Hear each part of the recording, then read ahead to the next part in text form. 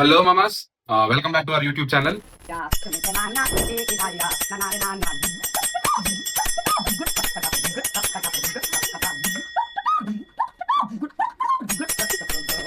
నిన్న నైటే నేను ప్రాజెక్ట్ హేల్ మేరీ చూడడం జరిగింది. సినిమా గురించి మాట్లాడుకోవడం అన్న ముందు నేను ఒకటి డైరెక్ట్ గా మాట్లాడాలనుకుంటున్నాను. First of all, first reason, ray IMAX India, నీకు అసలు బుద్ధి జ్ఞానం ఏమైనా ఉందట్రా? సినిమా ఏంటి బ్రో అంత మాట అన్నావు నువ్వు నన్ను? అసలు సినిమా అనేది ఎంటైర్లీ షార్ట్ ఫర్ ఐమాక్స్ అండి. సినిమా మొత్తం అంటే మాక్సిమం చాలా పోర్షన్స్ అన్ని ఐమాక్స్ లో షూట్ అయ్యింది. సినిమాలో ఉన్న చాలా పోర్షన్స్ కూడా ఐమాక్స్ స్క్రీన్ మీద చూసి అసలు వండర్ఫుల్ గా ఉంటాయి. ఆ కలర్స్ గానీ, ఆ స్పేస్ లో కొన్ని సీక్వెన్సెస్ గానీ చెప్తున్నాను కదా, ఎక్సలెంట్ గా ఉన్నాయి. కానీ ఆల్రెడీ సినిమా ఒక 1 వీక్ లేట్ అవుతుంది దురంధర్ వల్ల. అంటే ఇండియాలో దురంధర్ వేవ్ వచ్చింది. దానికి ముందు ఆల్రెడీ మెయిన్ రీజన్ ఏంటంటే ఐమాక్స్ స్క్రీన్స్ అని దురంధర్కి ఇచ్చారు. ఈ ప్రాజెక్ట్ హేల్ మేరీకి ఐమాక్స్ స్క్రీన్స్ అయితే ఫస్ట్ అలొకేట్ చేయలేదు. లండన్ లోని, యుఎస్ లోని, చాలా మట్టి కొన్ని రీజన్స్ లోని మార్చ్ 20th కి ఆల్రెడీ సినిమా రిలీజ్ అయిపోవాలి. అక్కడ రిలీజ్ అయితే ఇక్కడ రిలీజ్ అవ్వలేదు. మనది 26th కి వచ్చింది రిలీజ్. 26th కి వచ్చినా సరే మాక్సిమం అన్ని ఐమాక్స్ స్క్రీన్లు అన్ని ఇంకా దురంధర్కే ఉన్నాయి. చాలా లిమిటెడ్ స్క్రీన్స్ ఇచ్చారు ప్రాజెక్ట్ హేల్ మేరీకి. ఉన్నాయి. ఐ మీన్ ఐమాక్స్ స్క్రీన్ లో చూడడానికి ట్రై చేశాను. ట్రై చేసినా సరే టికెట్లు అనేది దొరకలేదు. చాలా లిమిటెడ్ స్క్రీన్స్ ఉన్నాయి. అన్ని దురంధర్కే అలొకేట్ చేశారు. బెంగళూరులో కూడా ప్రస్తుతానికి. నిజంగా చెప్తున్నాను కదా, ముందే ఐమాక్స్ స్క్రీన్స్ అని మన ఇండియాలో లిమిటెడ్ స్క్రీన్స్. అందులోని ఒక సినిమా, నేను దురంధర్కి ఐమాక్స్ స్క్రీన్స్ ఇవ్వద్దు అనట్లే, ఒక సినిమా కంప్లీట్లీ ఐమాక్స్ లో షార్ట్ చేసింది దాన్ని వదిలేసి ఈ సినిమా ఐమాక్స్ లో ఇస్తారు. అసలు రీజన్ అసలు నాకు అర్థం అవ్వట్లేదు అసలు. ఏంటంటే అంత బీపీ వచ్చింది, పోతారేమని భయపడ్డాను. కాలేజ్ డిసప్పాయింట్ అయ్యావా? సర్లేండి, ఎమోషనల్ ఎక్కువ మాట్లాడారు, జాగ్రత్త. నాకు మొన్న రాజమౌళి గారు మన ఇంటర్వ్యూలో ఐమాక్స్ ఇండియా ముందు ధర్నా చేస్తా ఉన్నారు కదా, ఇప్పుడు నాకు క్లియర్ గా అర్థమవుతుంది ఎందుకు చెప్పారో. రాజమౌళి గారు, మీరు మాత్రం ధర్నా చేసే విధంగా అయితే మేము కూడా మీతో వచ్చేస్తాం, మీ వెనకాల కూర్చుంటాము.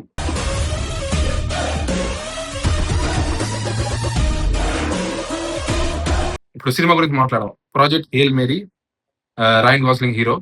సినిమా గురించి ఒక ముక్కలో చెప్పాలంటే ఎక్సలెంట్ గా ఉంది. సినిమా చాలా బాగుంది. కాకపోతే మీకు స్లో బర్నర్ అనమాట. నెమ్మదిగా ఎక్కువ సినిమా. మధ్య మధ్యలో ల్యాగ్ సీన్స్ ఉన్నాయి. కాకపోతే ల్యాగ్ సీన్స్ కూడా ఎలా ఉన్నాయంటే కొంచెం ఫన్ గా ఉన్నాయి అనమాట, కొంచెం క్యూట్ గా ఉన్నాయి. అంటే చాలా రోజుల తర్వాత ఒక హాలీవుడ్ సినిమాలోని కామెడీ నాకు వర్కౌట్ అయింది. అంటే కంప్లీట్ కామెడీ మూవీ కాదు, ఒక సైన్స్ ఫిక్షన్ మూవీలో కామెడీ అనమాట. దీన్ని ఇంటిగ్రేట్ బాగా చేశారు. ఇది చెప్తున్నాను కదా, సినిమాటోగ్రఫీ కానీ, బిఎఫ్ఎక్స్, సీజే పార్ట్ చాలా బాగుంది. ఈ స్టోరీ ఏంటంటే, మన స్టార్స్ అనేవి ఉన్నాయి కదా, ఒక సైంటిఫిక్ ప్రాజెక్ట్. నేను పేర్లే రివీల్ చేయట్లేదు, మీరు సినిమాలో చూడండి. ఒక సెల్ లాంటిది, అది మన స్టార్స్ అన్నింటినీ తినేస్తుంది. అలాగే ఇంటర్స్టెల్లార్ లోని వేరే గ్యాలక్సీలోని ఒక ప్లానెట్, ఐ మీన్ ఆ ప్లానెట్ లో కూడా ఈ ఎలిమెంటరీ సెల్ అయితే ఉంది అక్కడ కూడా. కానీ అక్కడ ఈ స్టార్స్ చచ్చిపోవడం అనేది కానీ జరగట్లేదు. మన వాళ్ళు అక్కడికి వెళ్ళి ఎందుకు జరగట్లేదు చూసి ఆ డేటాని మనకి పంపించడం, రావడం, ఇది సినిమా ప్లాట్ లైన్. నిజంగా చెప్తున్నాను కదా, ఈ జర్నీ ప్రాసెస్ ఏదైతే ఉందో ఎక్సలెంట్ గా చూపించారు. జర్నీ ప్రాసెస్ మెయిన్లీ రాయన్ గాస్లింగ్ గారి పర్ఫార్మెన్స్ చాలా బాగుంది.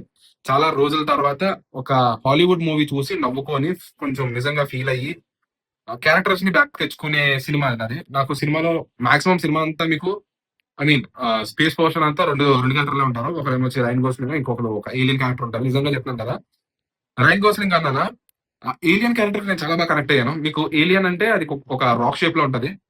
ఆ రాక్ షేప్ లో ఉన్నా సరే, ఐ మీన్ ఓన్లీ సౌండ్స్ తోటి రాక్ షేప్ ఉన్నది కాబట్టి దానికి ఫేస్ ఉండదు. ఈవెన్ ఫేస్ ఎక్స్ప్రెషన్స్ లేకపోయినా సరే ఆ రాక్, ఆ బ్యాక్గ్రౌండ్ సౌండ్ తో కానీ, ఆ పర్టికులర్ ఆ ఏలియన్ క్రీచర్ కి ఆ సౌండ్స్ తో కానీ ఈ ఎమోషన్స్ అయితే ఎలాగా what we say that express చేశారో చాలా బాగా ఎక్స్ప్రెస్ చేశారు. నిజంగా చెప్తాను కదా, నాకు సినిమా స్టార్టింగ్ లో నేను రాయన్ గోస్లింగ్ కోసం వెళ్ళాను సినిమా.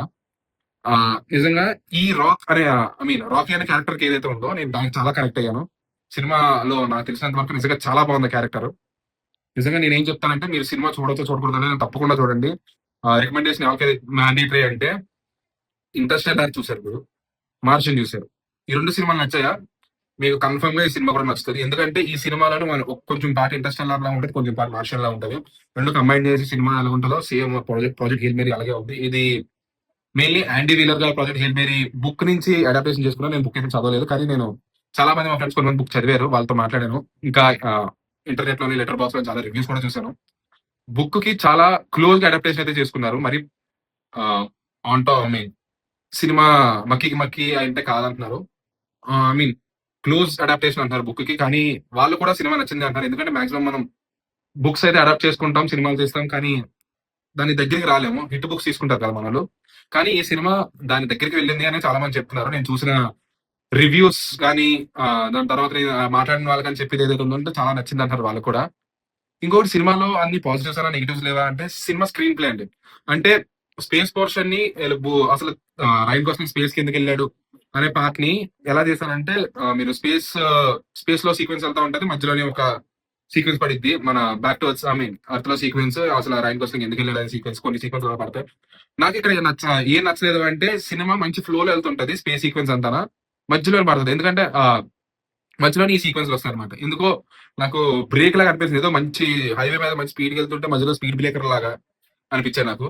కానీ సినిమాలోనే ఇంకా నెగిటివ్స్ ఏమైనా ఉన్నాయి అంటే నాకు ఇంకొంచెం లాంగ్ ఉంటే బాగుంది అనిపించింది. ఎందుకంటే సినిమా క్లైమాక్స్ ఎక్కడైతే ఎండ్ అవుద్దో దాని తర్వాత నుంచి కూడా నాకు సినిమా ఏమవుతుంది అనే క్యూరియాసిటీ అయితే ఇంకా ప్రస్తుతానికి ఉంది. నేను బుక్ కూడా చదువుదాం అనుకుంటున్నాను. అసలు బుక్ కూడా అక్కడ వరకే ఉందా లేదా ఇంకా నెక్స్ట్ ఏమైనా రాసారా, లేకపోతే లాస్ట్ లో మన గ్రేస్ క్యారెక్టర్ కి కన్క్లూజన్ ఎలాగిచ్చారు, అతను లాస్ట్ లో ఎలాగిన పేరు మీరు సినిమా చూస్తే మీకు అర్థమవుతుంది ఆటోమేటిక్ గా. నేను ఇది ఆలోచిస్తున్నాను అనమాట. కానీ సినిమా అయితే నిజంగా చాలా బాగుంది. మీకు గానీ ఐమాక్స్ స్క్రీన్ లో చూసే ప్రివిలేజ్ గానీ ఉంటే ఖచ్చితంగా ఐమాక్స్ స్క్రీన్ లోనే చూడండి. ఈ cinema is meant for IMAX screen. ఇది నేను పీవీఆర్ కి ఐనాక్స్ కి వెళ్ళాను. ఐనాక్స్ కి వెళ్ళినా సరే వాళ్ళు ఏం చేస్తున్నారంటే పెద్ద స్క్రీన్ ని రేషియో తగ్గించి ఐమాక్స్ రేషియో తీసుకొచ్చి పెద్ద స్క్రీన్ లోనే చిన్న స్క్రీన్ చేస్తున్నారు. నాకు ఇది ఎక్కడ అన్యాయం నాకు అర్థం లేదు. నిజంగా చెప్తున్నాను కదా, ఐమాక్స్ స్క్రీన్ నా దగ్గర కానీ ఆడు ఎవడైనా వచ్చింటే ఆడు నాకు విద్య సంపేదనండి. కూల్ రాకి అది కాదు నాకా.